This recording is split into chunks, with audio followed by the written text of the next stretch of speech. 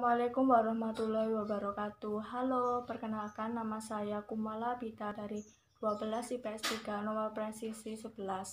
Di video kali ini saya akan mempresentasikan atau menjelaskan tentang tugas sejarah Indonesia yang berjudul Kondisi Ekonomi Indonesia pada masa demokrasi liberal tahun 1950 sampai 1959.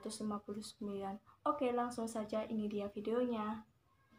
Pemikiran ekonomi pada tahun 1950-an pada umumnya merupakan upaya untuk mengubah struktur perekonomian kolonial menjadi perekonomian nasional. Setelah pengakuan kedaulatan, pemerintah Indonesia mengalami beban ekonomi dan keuangan yang sangat berat, yaitu meningkatnya nilai utang Indonesia hingga mengalami defisit 5,1 miliar. Di sisi lain, pengeluaran pemerintah semakin meningkat akibat tidak stabilnya situasi politik. Di samping itu, pemerintah belum berhasil meningkatkan produksi untuk meningkatkan pendapatan nasional. Kelemahan pemerintah lainnya adalah politik keuangannya tidak dirancang oleh pemerintah Indonesia itu sendiri, namun dirancang oleh Belanda, sehingga tidak mampu menghasilkan perubahan yang drastis. Lalu, apa upaya pemerintah Indonesia untuk memperbaiki kondisi ekonomi pada masa itu? Yang pertama, yaitu Gunting Safrudin. Gunting Safrudin merupakan pemotongan nilai uang yang bernilai 2,50 ke atas hingga nilainya menjadi setengah. Kebijakan ini dikeluarkan oleh Menteri Keuangan yang pada saat itu dijabat oleh Safrudin Prawira Negara.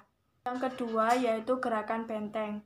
Pada sistem ini bertujuan mengubah struktur ekonomi kolonial menjadi struktur ekonomi nasional dengan memberikan bantuan berupa kredit dan bimbingan konkret. Yang ketiga yaitu Sistem Alibaba. Program ini berisi memberikan bantuan kredit dan lisensi pemerintah kepada pengusaha swasta pribumi nasional agar dapat bersaing dengan pengusaha non-pribumi. Yang keempat yaitu Persetujuan Finansial Ekonomi atau FINEK dengan merundingkan masalah finansial ekonomi antara Indonesia dengan Belanda. Yang kelima yaitu Gerakan Asad. Gerakan ini bertujuan melindungi perekonomian warga Indonesia asli dari persaingan dagang dengan pengusaha asing, khususnya Tionghoa. Keenam yaitu Rencana Pembangunan 5 Tahun atau RPLT, yaitu menekankan program pembangunan ekonomi ke arah rencana yang lebih strategis.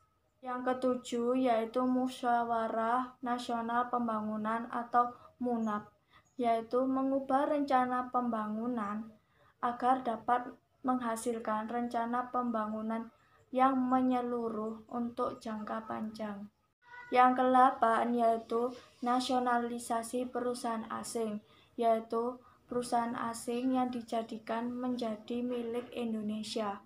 Yang terakhir yaitu nasionalisasi Dejavaske Bank, yaitu pemerintah Indonesia menjadikannya bank sentral untuk mengatur perekonomian Indonesia yang sekarang dikenal menjadi nama Bank Indonesia. Dari upaya memperbaiki kondisi ekonomi pada masa itu, masih belum mampu mengurangi defisit negara, karena pada saat itu muncul ketegangan politik yang tidak dapat diselesaikan dengan diplomasi, sehingga memunculkan pemberontakan. Oke, mungkin itu saja yang bisa saya sampaikan. Mohon maaf bila masih ada kesalahan dan kekurangan kata. Saya akhiri, wassalamualaikum warahmatullahi wabarakatuh.